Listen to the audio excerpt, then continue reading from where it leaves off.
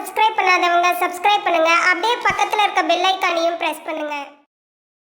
மீன ராசி அன்பர்களுக்கு ஒரு பக்கம் பார்த்தீங்கன்னா 12வது வீட்டிலே சதய நட்சத்திரத்திலே சனி பகவான் சஞ்சாரம் செய்கிறார். கோச்சாரத்திலே 7 நாட்டு சனியில் விரையச்சனி ஓடிக்கொண்டிருக்கிறது. விரையச்சனி அப்படின்னா குடும்பத்தில் யாருக்காவது ஒருத்தருக்கு நோய் நொடி மருத்துவ செலவுகள் ஏற்பட்டு கொண்டிருக்கும். ஒன்று போனால் ஒன்று ஏதோ ஒரு வழியில் பணம் விரயம் ஆகிட்டே இருக்கும். காலுக்கு அதிக அலைச்சலை ஏற்படுத்தும். ஜென்ம ராசியிலே ராகு சஞ்சாரம் செய்கிறார். இந்த ராகு கேது சனி 3 கிரகங்களும் ஒரு தொல்லை தொந்தரவுகளை மீனராசி என்பதற்கு கொடுத்து கொண்டிருக்கிறது. ஜென்ம ராசியிலே சுக்கிரன் வரும்போது அடுத்த 4 மாத காலம் ஓரளவு குடும்பத்தில் சந்தோஷம் உண்டு, மனசில் நிம்மதி உண்டு, பணம் சம்பாதிப்பதற்கான வாய்ப்பு உண்டு, கணவன் மனைவிக்குள் ஒற்றுமை உண்டு, பிரிந்தவர்கள் மீண்டும் ஒன்று சேரலாம், தைரியம் தன்னம்பிக்கை கூடும். ஏன்னா மீனராசிக்கு 3 8ஆம் வீட்டின் அதிபதி சுக்கிர பகவான். உங்கள் ராசிக்கு 3வது வீட்டில்தான் தொழில்ஸ்தானாதிபதி குரு பகவான் சஞ்சாரம் செய்கிறார். இந்த காலகட்டத்தில் தைரியமாக நீங்கள் தொழில் சார்ந்து ஒரு முடிவு எடுக்கலாம். உங்களுடைய வாழ்க்கையை பற்றி தைரியமாக ஒரு முடிவு எடுக்கலாம். எந்த முயற்சி செய்தாலும் இந்த காலகட்டம் உங்களுக்கு வெற்றியை கொடுக்கும். கொடுத்த இடத்துல வர வேண்டிய பணம் வரும். வரவே வராதுன்னு இருந்த பணம் இந்த கால நேரத்தில் உங்களுக்கு வரும். சமூகத்தில் ஊரில் பக்கத்து வீட்டுக்காரர்களிடம் நல்ல பெயர் கிடைக்கும். பண கஷ்டம் பெரும்பாலும் அடுத்த 4 மாத காலம் மீனராசி என்பதற்கு பண கஷ்டம் தீரும். தொழில் செய்து கொண்டிருப்பவர்களுக்கு விவசாயம், வியாபாரம், ஏற்றுமதி இறக்குமதி பிஸ்னஸ் செய்து கொண்டிருப்பவர்களுக்கு வேலையாட்கள் பற்றாக்குறை நீங்கும். சரியான நேரத்துக்கு வேலைக்கு ஆட்கள் வருவாங்க. வேலை செய்யக்கூடிய இடத்தில் முதலாளிகளிடம் உயர் அதிகாரிகளிடம் ஆதரவு கிடைக்கும். உங்களை அவங்க புரிஞ்சுக்குவாங்க.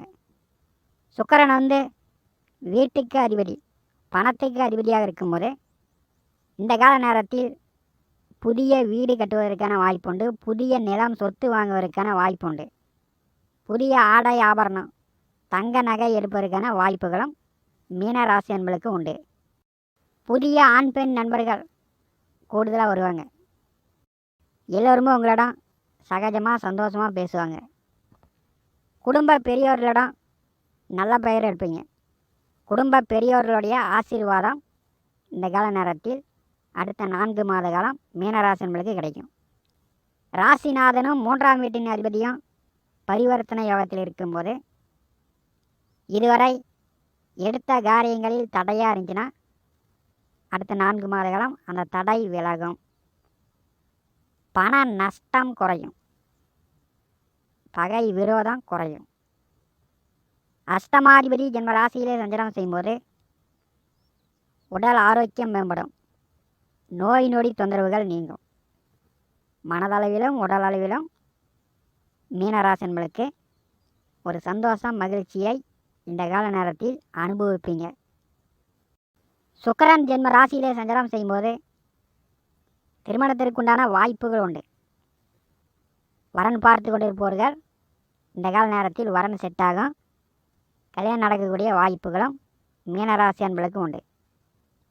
மாசி 20 முதல் தை மாதம் 4ஆம் தேதி வரை சுக்கிரன் வக்கரகதியில் செல்வார். அயன சைன போக வெளிய மோட்சஸ்தானம் நன்றாக இருக்கும். அப்போ வேலையில் இருப்பவர்களுக்கு இரவு டூட்டி கிடைக்கும். பகல் டூட்டி விட்டுட்டு இரவு டூட்டி அதிக நேரம் போடுவாங்க. அதிக நேரம் கண் விழித்து வேலை பார்க்குற மாதிரி இந்த மாசி 20 முதல் சித்திரை 4 வரை ஏற்படும். பங்குனி மாதம் 7 முதல் அஸ்தங்க நிலையில் மேற்கே மறைந்து சஞ்சாரம் செய்வார். பங்குனி 17ஆம் தேதி கிழக்கே உதயமாவார். சுக்கிரன் அஸ்தங்க நிலையில் இருக்கும்போது பயணங்களில் கவனம் தேவை. வெளியூர் வெளியிடம் இரவு நேரங்களில் பயணம் செல்கிறீங்கன்னா உங்கள் பொருட்களை நீங்கள் பாதுகாத்து கொள்ள வேண்டும். உடல் ஆரோக்கியத்தில் கவனம் எடுத்து கொள்ள வேண்டும். வெளியில் போய் சாப்பிட்றீங்கன்னா சாப்பாட்டில் கவனம் தேவை. சுக்கிர பகவான் காதல்காரகன், சந்தோஷக்காரகன், ஆடம்பரக்காரகன். ஜென்ம ராசியிலே சஞ்சாரம் செய்யும்போது இளைஞர்களுக்கு காதல் வரும். பெரும்பாலும் காதல் திருமணம் செய்யக்கூடிய வாய்ப்புகளும் இந்த காலகட்டத்தில் உண்டு. ராகுவுடன் சுக்கிரன் கூட்டணி சேரும்போது பங்குனி மாதம் முதல் 5 கிரக கூட்டணி வரும். ஜென்ம ராசியிலே சூரிய கிரகணம் சந்திர கிரகணம் நிகழும்போது பங்குனி மாதத்தில் இந்த காதல் விவகாரங்கள் இல்லாமல் பார்த்துங்க.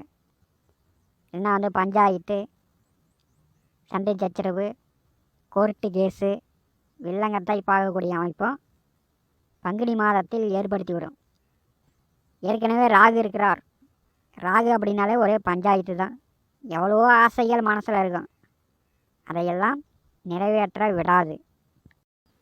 ராகு, சுக்கிரன், குரு, செவ்வாய் 4 கிரகங்கள் 7ஆம் வீட்டில் அமர்ந்திருக்கக்கூடிய கேது பகவானை பறை செய்வார்கள். இப்போ வந்து பார்த்திங்கன்னா கலத்தரஸ்தானத்திலே கேது வந்து அமர்ந்திருக்கும் போது பெரும்பாலும் வீட்டுக்கு தெரியாமல் கெட்ட வழியில் தொடர்புகள் இருந்துச்சுன்னா தவிர்ப்பது நல்லது. 7ஆம் வீட்டை 4 கிரகங்கள் பாரி செய்யும்போது வாழ்க்கை துணையிடம் கருத்து வேறுபாடு, சண்டை சச்சரவு, பிரிந்திருக்கக்கூடியவர்கள் சமாதானமாக பேசி ஒன்று சேர்ந்து வாழலாம். இப்போ வந்து சண்டை கண்டை போட்டிங்கன்னா மறுபடியும் இந்த ராகு பயிற்சி வரை பிரிந்திருக்கக்கூடிய நிலையை ஏற்படுத்திவிடும். திருமணமானவர்கள் மிகுந்த அனுசரிப்புடன் வாழ வேண்டும். ஒரு பக்கம் 7.5 நாட்டு சனி, ஒரு பக்கம் ராகு கேது, ராசிநாதன் 3ஆவது வீட்டில் இருக்கும்போது நீங்கள் வந்து எந்தளவு அனுசரித்து போகிறீங்களோ அந்தளவு குடும்பம் நன்றாக இருக்கும். வெளியிட நபர்கள் பேச்சை இந்த காலகட்டத்தில் கேட்காதீங்க. ஏன்னா 7ஆம் வீட்டை 4 கிரகங்கள் பாரி செய்யும்போது குடும்பத்தை குழப்பறதுக்கு யாராவது ஒருத்தர் அப்போது வருவாங்க. ஜென்ம ராசியிலே சுக்கிர பகவான் சஞ்சாரம் செய்யும்போது ஸ்ரீரங்கம் சென்று ஸ்ரீ ரங்கநாதரை வழிபடுங்க. ஸ்ரீ ரங்கா ரங்கா ரங்கா ரங்கா என்று ஸ்ரீ ரங்கநாதர் பெயரை உச்சரியுங்கள். மீன ராசி அன்பர்களுக்கு 3, 8ஆம் வீட்டின் அதிபதி ஜென்ம ராசியிலே உச்ச நிலையில் செல்லும்போது உணர்ச்சி வசப்படாதீங்க. ஏன்னா உங்கள் ராசிக்கு 4ஆவது வீட்டிலே செவ்வாய் செல்கிறார். உணர்ச்சி வசப்பட்டு கத்தி பேசுவது அல்லது பேசாமலே இருப்பது, இதெல்லாம் வந்து இந்த காலகட்டத்தில் தவிர்ப்பது மீனராசி என்பதற்கு நல்லது.